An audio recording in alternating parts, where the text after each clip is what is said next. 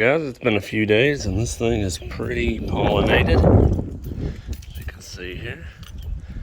So we're just going to take the old water hose to it and see what happens.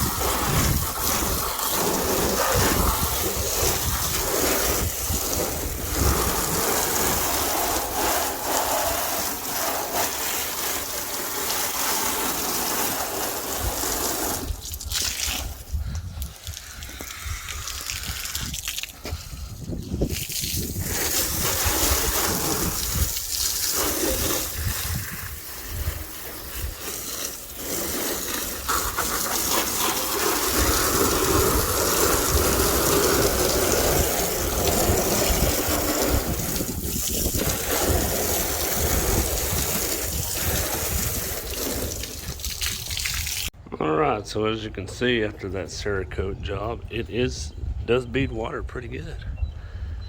It doesn't exactly run off, but you can see the